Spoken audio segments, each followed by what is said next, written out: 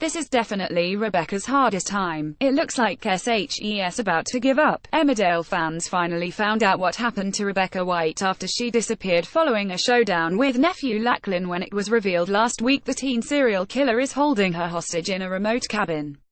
The village believes Bex is staying with a mate in Wales and doesn't want to be disturbed, and Lucky is threatening her baby son Seb's safety if his anxious aunt tries to escape, so it's not looking good for the incarcerated heiress.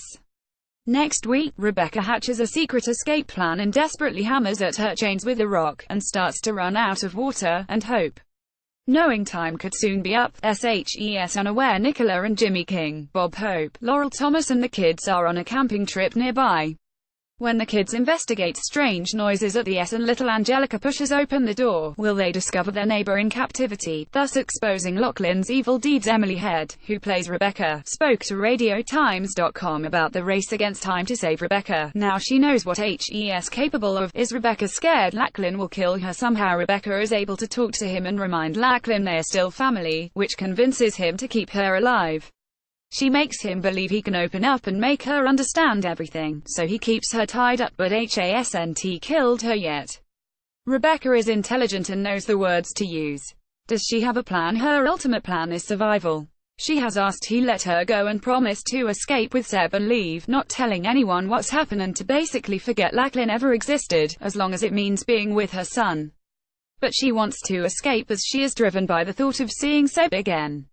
What is her memory like when SHES in the S? Her executive dysfunction syndrome from the accident hasn't gone away, so there are days when she wakes and struggles to remember why SHES there. She leaves notes for herself. If Rebecca were to escape, I don't know how much of the experience she'd be able to remember because of her condition. Plus Lachlan has hit her over the head again, which isn't helpful. Could she ever forgive Lachlan for the things HES done? He's killed half her family, that's a pretty big ask. There is still a part of her that sees a scared young man, the nephew she loves. She knows he never wanted to kill her, but HES turned into something she no longer recognizes. Is this Rebecca's darkest time yet? Definitely. If you put anyone in isolation going enough, they become weaker. Underneath it all she is very strong. There's a reason she too escaped and is beating away at her chains with a rock she finds on the fireplace. There is a strength and resilience to her, but you certainly see times where it looks like SHES given up. But then a new surge of adrenaline comes when she thinks about Seb. That's her motivation to carry on. What were the hostage scenes like to film? Pretty on. Lachlan is quite rough with her, but she doesn't really fight back as SHES terrified of what he might do, and her survival instinct tells her being subdued is a better option. Being chained to a post was the strangest feeling. Tom Atkinson, aka Lachlan, is so lovely, and between scenes we're joking and messing around, so it's never too heavy to shake off.